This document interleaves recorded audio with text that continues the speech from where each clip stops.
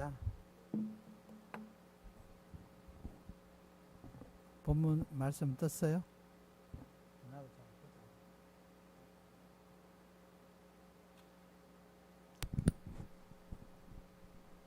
우리 같이 한번 읽을까요? 누가복음 10장 25절 26절 시작.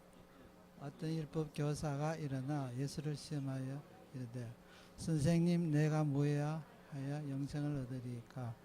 예수께서 이르시되 율법에 무엇이라 기록하였으며 내가 어떻게 읽느냐?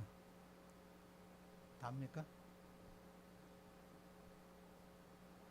대답하여 이르되 내 마음을 다하여 목숨을 다하여 힘을 다하여 뜻을 다하여 주 너의 하나님을 사랑하고 또한 내 이웃을 내 자신같이 사랑하라 하였나이다.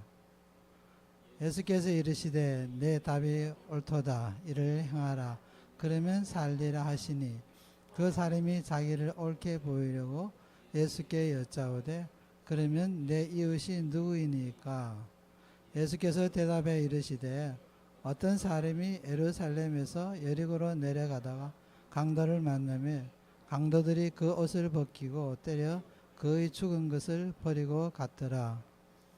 마침 한 제사장이 그 길로 내려가다가 그를 보고 피하여 지나가고 또 이와 같이 한 레위인도 그곳에 이르러 그를 보고 피하여 지나가되 어떤 사마리아 사람은 여행하는 중 거기 이르러 그를 보고 불쌍히 여겨 가까이 가서 기름과 포도주를 그 상처에 붓고 싸매고 자기 짐승에 태워 주막으로 데리고 가서 돌보아 주니라. 그 이튿날 그가 주막 주인에게 데나리온 둘을 내어주며 이르되 이 사람을 돌보아 주라. 비용이 더 들면 내가 돌아올 때에 갚으려 하였으니 네 생각에는 이 세 사람 중에 누가 강도 만난 자의 이웃이 되겠느냐? 이르되 자비를 베푼 자이니이다. 예수께서 이르시되 가서 너도 이와 같이 하라 하시니라. 아멘. 이 스토리 너무 유명한 스토리라서 대충 교회를 좀 다니신 분들은 다 아실 겁니다. 다 아시죠? 내용 그대로입니다. 사실 여기 덧붙일 것도 없고 뭐 뺄 것도 없이 있는 그대로 그냥 이해하시면 됩니다.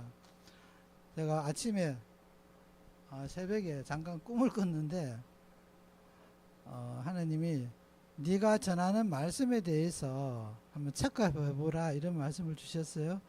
무슨 뭘 체크하라는 이야기지 그랬더니 제가 안수를 받고 그 이후에 목사 안수를 받고 그 이후에 전했던 설교 가운데서 지옥과 천국을 설교한 게 한 번도 없대요. 내가 깜짝 놀래가지고 설마 그럴 리가 있겠습니까? 그랬더니 실제로 내가 좀 뒤져봐서 옛날에 그 설교한 그 묶음이 한 노트 이런 정도로 있거든요. 한 번도 없었어요.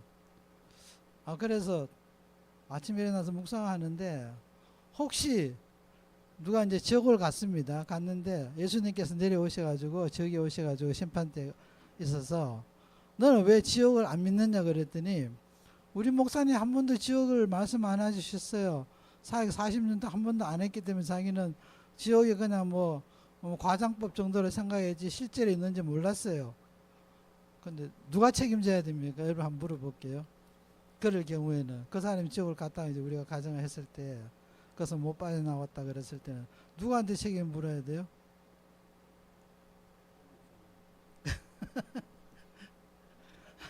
아멘입니까?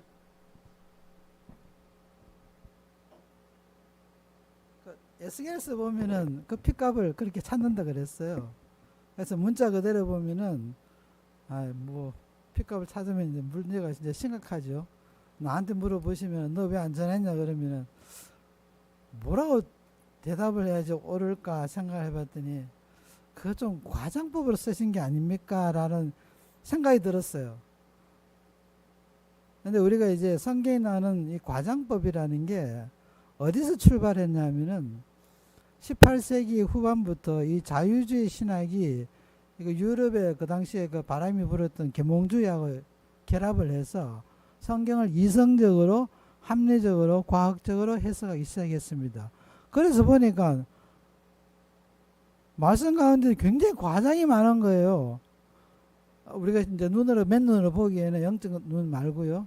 그래서 사람들이 주님이 하신 말씀 가운데 상당수는 과장법이 섞여 있구나라는 이야기를 하기 시작했습니다. 그러다 보니까 이적과 표적이 나오는 부분들을 전부 재해내기 시작했습니다. 그래서 그것이 이제 집단성을 하나의 신학의 체계로 묶어놓은 것이 자유주의 신학입니다. 여러분 잘 아시는 것처럼 예수님이 영생에 대해서 말씀하시면서 부자가 천국에 들어가기는 낙타가 바늘기에 들어가는 것만큼 어렵다 라는 말씀이 기억하시죠? 과장법 아닙니까? 아무리 그래도 낙타가 그 큰 낙타가 요만한 바늘기에 들어간다? 있을 수 없는 이야기입니다. 그래서 과장법의 이야기라는 게 나오기 시작했어요. 그러다 보니까 이제 성경이 전부 다 그런 식으로 이제 해석이 가능한 겁니다. 그래서 우리가 말씀을 전할 때 보면은 때로는 내 생각을 집어넣고 때로는 내 생각을 빼놓는다는 거예요. 그래서 저는 그거는 적극적으로 부인합니다. 하나님 예수님 말씀은 우리가 과정을 할 때는 수학이나 물리학적인 관점에서 보면은 하나를 다섯이라 이야기하면은 과장이죠. 진실이 아닌 게 됩니다.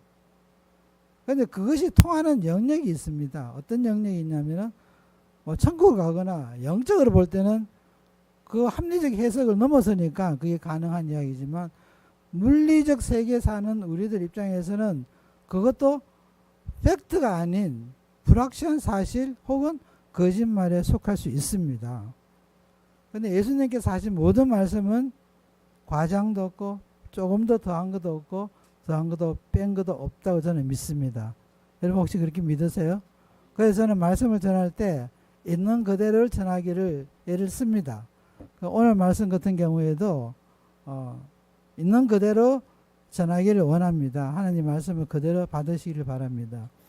우리가 산상복음에 이런 걸 보면은 과장법으로 볼 수 있는 게 상당히 많습니다. 그런데 좀 과다하게 해석한다 그러면은 거짓말을 편의에 따라서 만들어낸다는 이야기입니다.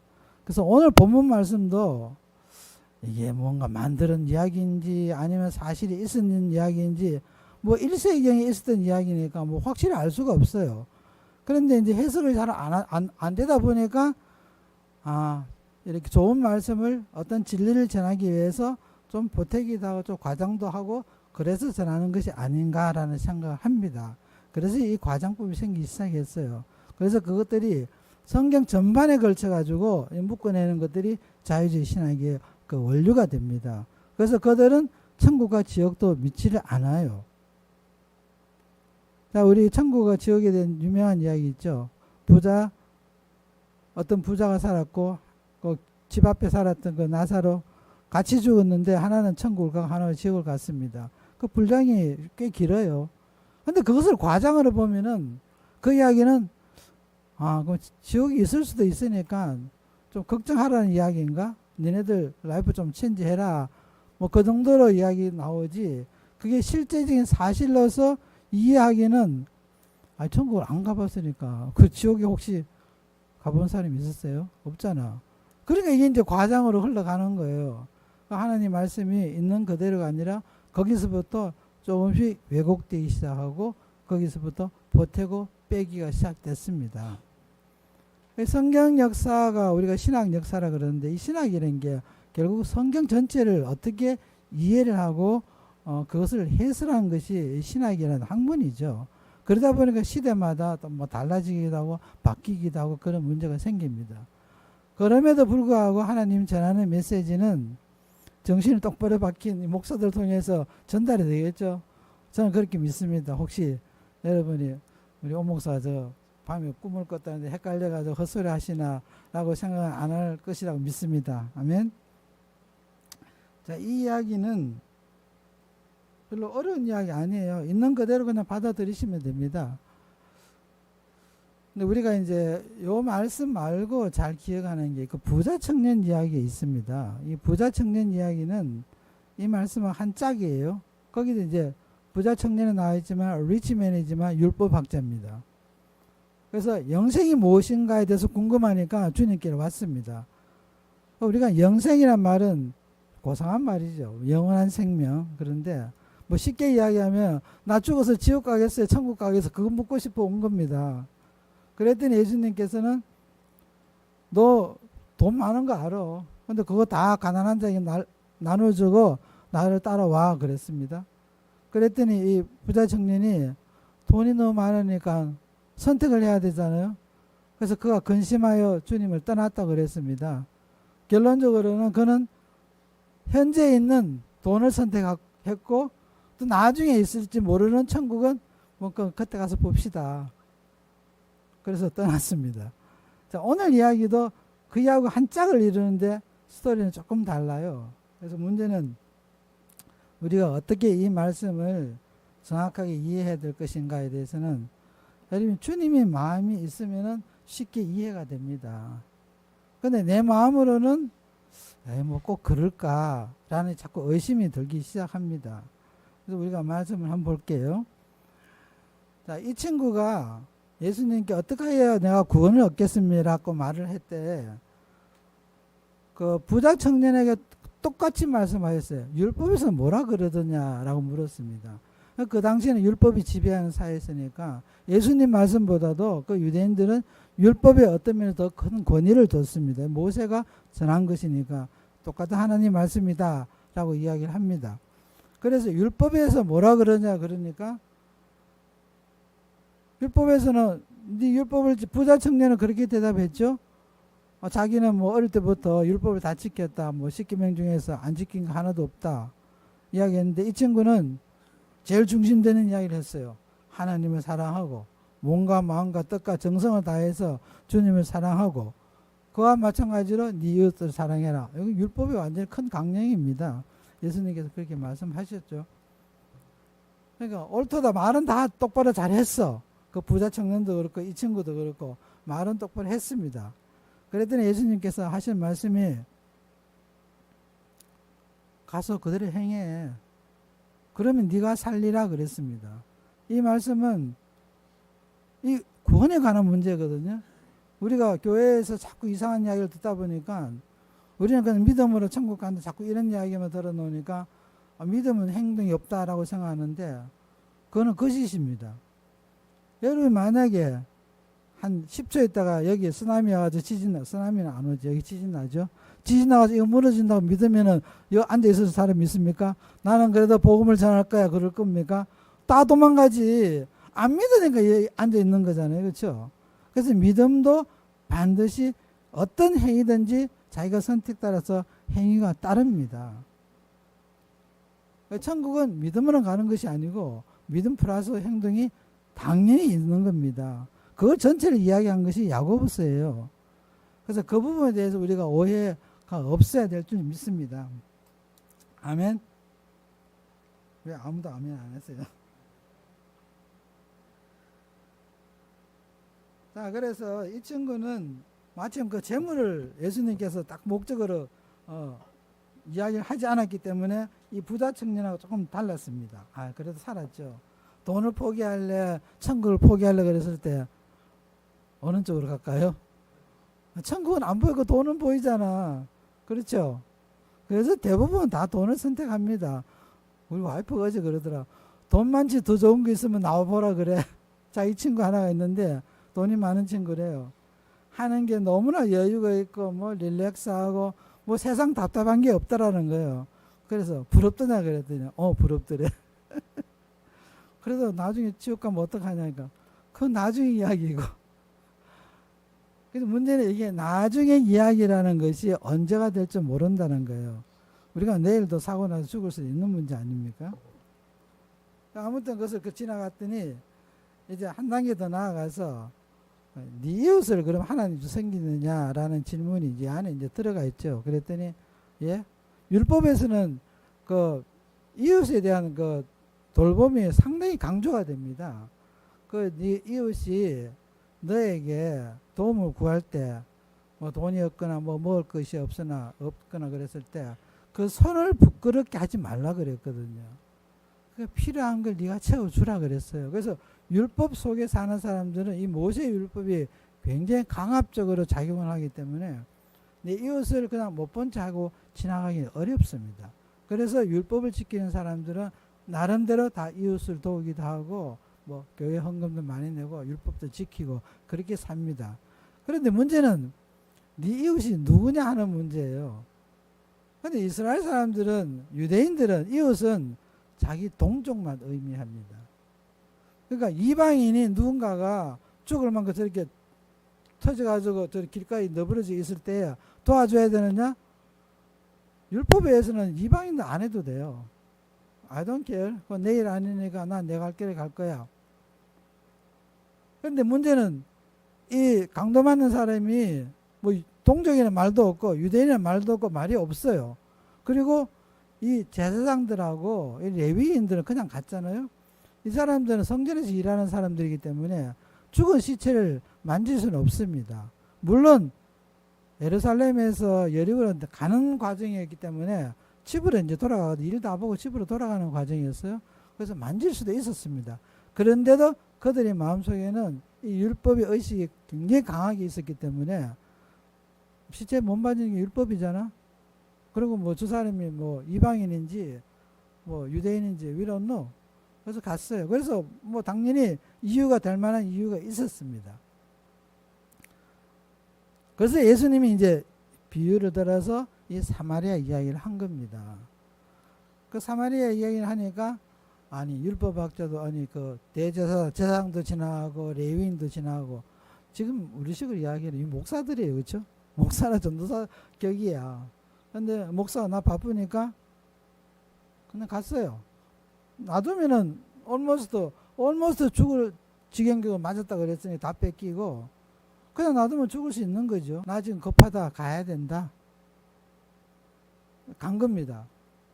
그런데 마침 하나님이 도우셨겠죠. 이 사마리아인이 여행 중에 그 광경을 보고 가서 도와줬습니다. 도와줬는데 그냥 도와준 것도 아니고 그 안전한 모텔까지 가서 하룻밤을 돌봐주고 그 다음날 떠날 때 돈을 더 주고 갔어요. 그 모텔 주인한테. 그리고 혹시나 더 들면 돌아서 내가 다 갚을 거니까 좀 잘 좀 돌봐주세요. 그런 거예요. 근데 그 지형이 예루살렘에서 여리고를 가는 지형이 해발고도 차이가 한 1000m 정도 차이가 납니다. 그러니까 해발을 그 해수면을 기준해서 예루살렘은 한 높이가 750m 정도 되고 여리고는 마이너스 한 250m 정도 돼요. 그러니까 상당히 가파릅니다. 근데 그 지형을 저는 안 가봤지만 뭐 책에서 말하기를 바위돌이 많대요. 그래서 강도가 숨어서 도둑질하고 강도질 하기는 아주 좋은 길이랍니다. 그래서 거기서 괜히 얼쩡대고 있다가는 강도 만나가지고 당하기 십상인 도로였어요. 그래서 그 길에 옛날에는 피의 길이라는 말까지 있었습니다. 하도 사고가 많으니까. 그런 지경에서 남 도와준다고 그걸 까불다가 자기도 충분히 당할 수 있는 그런 상황이었던 거죠. 그럼에도 불구하고 이 사마리아인은 그 일을 했습니다. 그래서 우리가 선한 사마리안, 착한 사마리아인이다 라고 말을 붙였어요. 그랬더니 예수님께서 물어보시면서 누가 네 이웃이냐 그랬을 때 누가 하나님 뜻을 행했냐고 이렇게 물었을 때 사마리아인이잖아요. 왜냐하면 사마리아인이라고 예수님께서 말씀하셨으니까. 그런데 율법사가 사마리아인을 칭찬하기 싫은 거예요. 그래서 뭐라고 그랬습니까? 자비를 베푼 자입니다. 이렇게 말을 했습니다. 그러니까 유대인들이 그 당시의 입장에서는 사마리아인들이 좀 인간 같지가 않는 거예요. 같은 유대인 동족이었지만 나라가 두 쪽이 났잖아요. 나라가 두 쪽이 난 게 이제 솔로몬 다음 때에 나서 북이스라엘하고 남유다로 갈라져 버렸어요. 북이스라엘은 그 BC 722년경인가 뭐 그럴 거예요. 거기 그때 아수리한테 점령당했습니다. 그 나라가 멸망해 버렸어요. 근데 하도 거기는 사람들이 이 유대인들이 약간 독점 기질이 있거든요. 더군다나 이런 어떤 기질도 특별한 기질이 있어. 그러니까 혼혈 정치를 씁니다. 그래서 이방 여자들하고 남자들 섞어가지고 사마리아 쪽에 있는 그러니까 북쪽 이스라엘 쪽에 있는 사람들은 다 혼혈을 시켜버렸어요. 그러니까 남유다에 있는 사람들이 아니 저것들이 말이야 다 이방 여자들이 결혼하고 이거 뭐야 피가 섞인 거예요.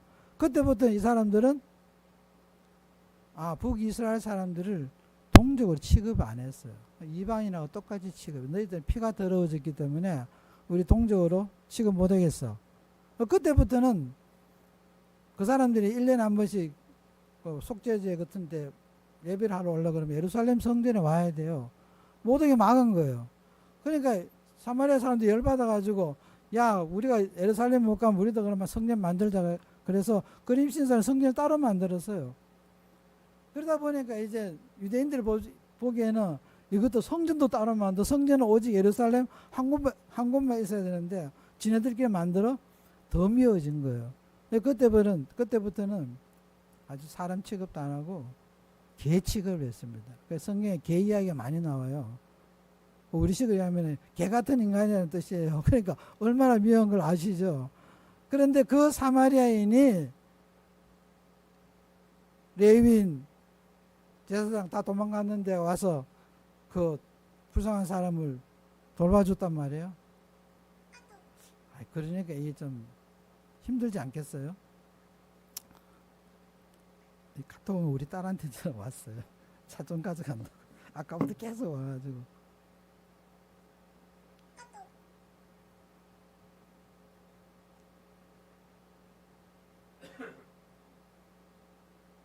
잠깐 대답 좀 하고 여러분이 좀 보세요.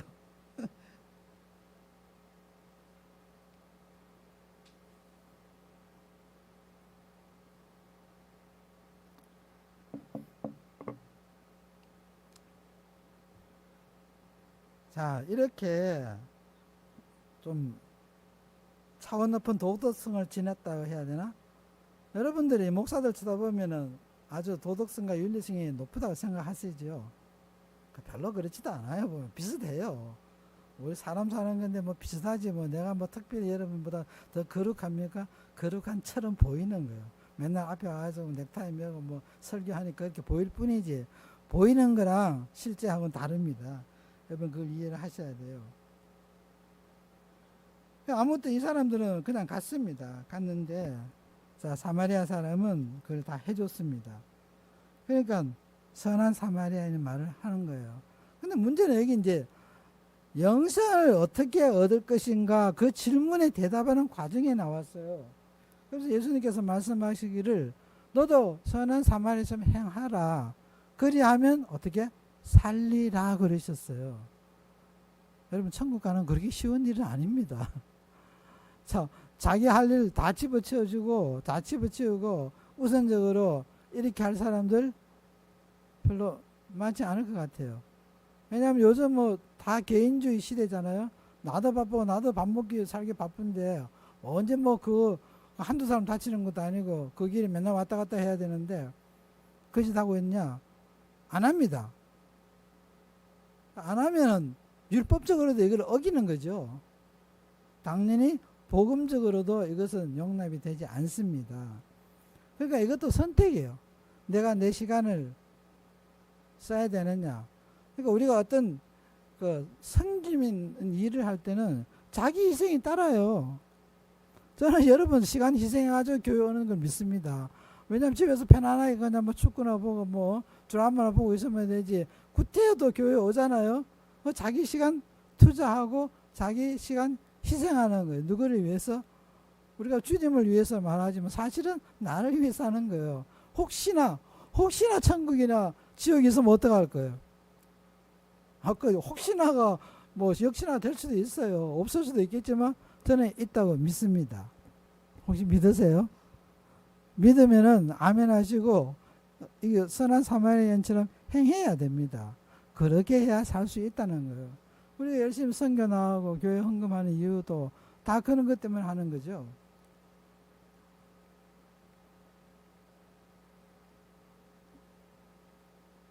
그래서 우리가 이것을 말하기를 선한 사마리아인의 이 행함을 영어로 이야기하면은 extra mile service라고 그래요. 그러니까 이게 마태복음 5장에 보시면은 누가 너희를 보고 오리로 가자 하거들랑 10리를 가라. 아니 오리 가는 것도 귀찮은데요. 심리까지 가줘요? 배잖아요.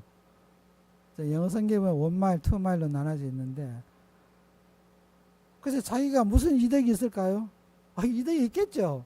네가 그러면 살리라 그랬으니까 무슨 사는 이득이 있습니다. 당연히 있겠죠. 그래서 예수님께서는 이 말씀하시면서 그냥 그렇게 해. 말씀도 좋고 뭐 좀 고차원적이고 뭐 좋잖아요. 근데 문제는 이걸 내가 할 수 있느냐 없느냐 이게 문제 아닙니까? 성경은 항상 그 이야기를 질문해요. 네가 이거 할 거야? 해. 뭐 어떻게 하지? 그거는 우리가 고민을 해야 돼.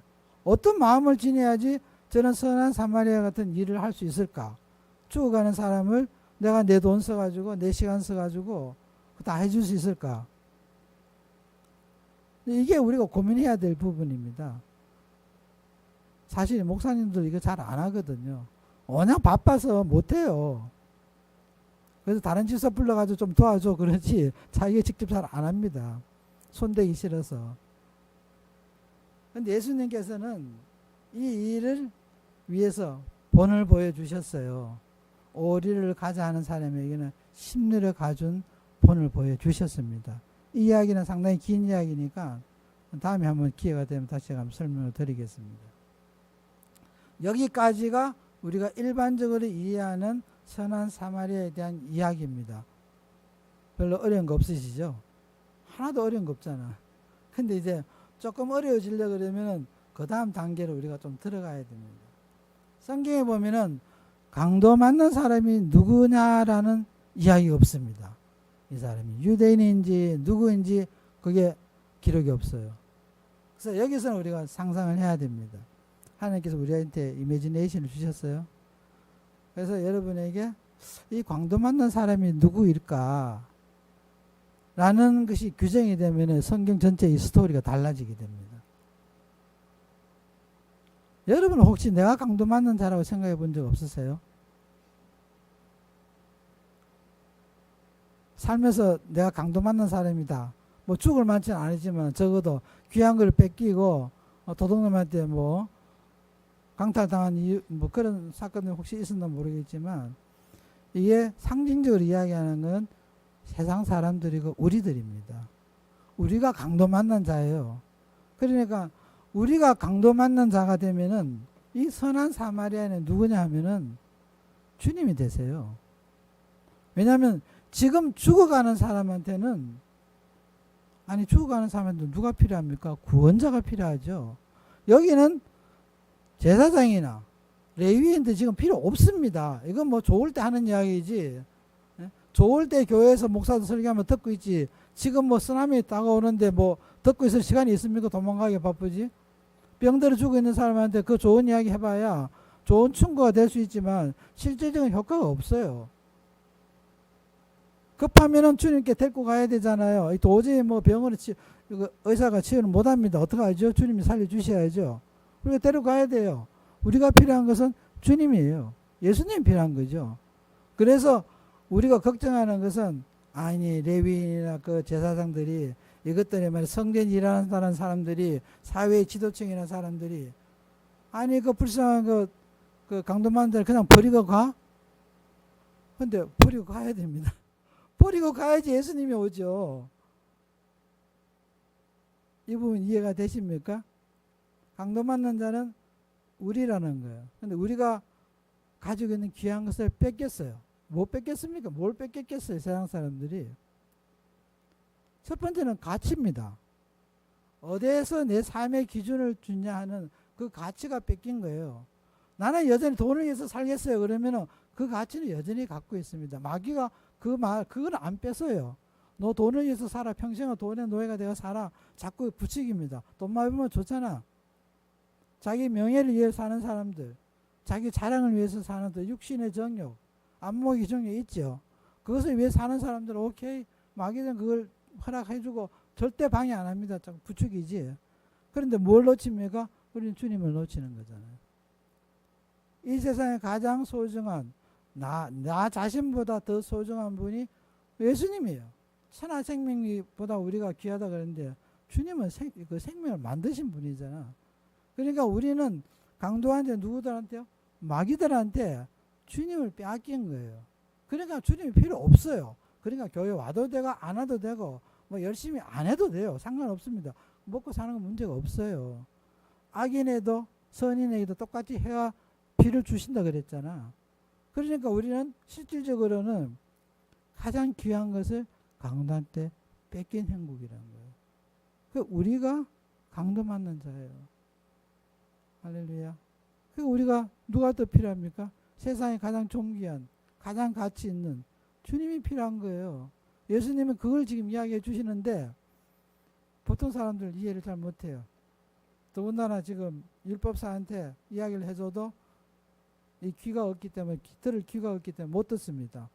여전히 남는 거는, 인간은 그렇잖아요. 항상 자기 위주로 생각이 돌아가게 돼 있어요. 자기 가장 큰 관심사가 중심이에요. 지금 보세요. 말씀을 나누다가 우리 딸내미 카톡 연애가 바로 댓글을 해주잖아. 급하니까. 그러니까 내 관심사가 주님 관심사가 되기 힘들어요. 그런데 성경은 끊임없이 네 관심사보다 내 관심사가 더 중요하다. 내 관심사에 대해서 일을 해라. 그래서 그 대가가 있겠죠. 보장이 되죠. 당연히. 이 땅에 살면서도 축복을 얻을 수도 있고 또 나중에 죽어서도 천국을 갈 수 있는 보장이 됩니다. 그래서 선한 사마리아인 이야기는 가서 그냥 좀 착하게 살아라 이 이야기가 아니라 네가 가장 소중한 걸 뺏겼구나 라는 걸 이야기해 주는 거예요.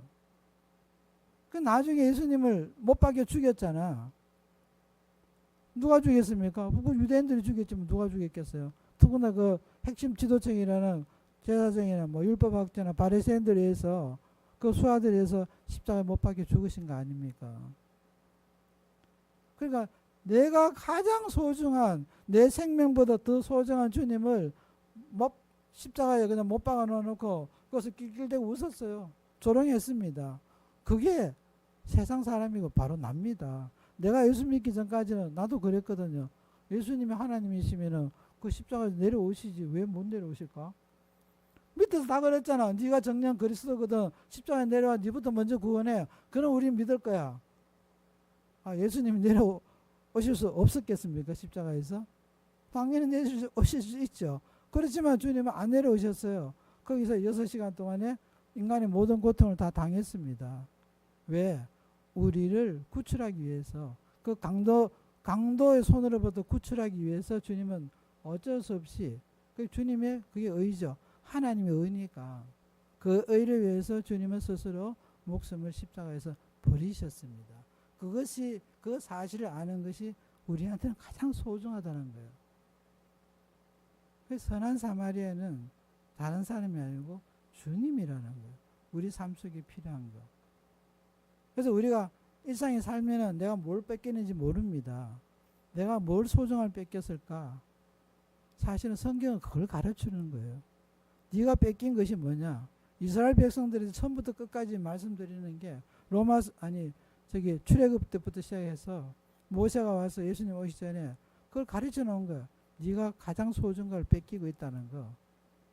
그런데 그걸 이제 문자적으로 해석하면은 열심히 사는데 뭘 뺏겼지? 잘 살고 있는데 논도 있고 밭도 있고 다 있는데 새끼도 있는데 새끼 한 뺏겨 보세요. 뺏기면 나는 새끼 하나밖에 없어가지고 뺏기면은 뭐 내 생명보다 더 소중하다 생각이 드는데 난리 나겠죠. 그런데 숨어 있는 진짜를 우리가 빼앗기고 산다는 거예요. 급하면은 안 합니다. 목사들은 다 뭐 주일 열심히 하실 것 같지 안 합니다. 기도도 안 해요. 어떨 때는 집에서 유튜브 보고 뭐 놀고 그러지. 그러면서 우리가 빼앗긴 것들이 나도 모르게 술술술술 빠져나갑니다. 그러니까 하나님 말씀이 안 들리는 거예요. 내가 너무 뺏기는 게 많아. 마귀들한테 너무 뺏기는 게 많아가지고 그래도 명식이 뭐 말씀 전달하면 하나님 말씀도 좀 듣고 뭐 예언도 하고 뭐 이래야 되는데 nothing work.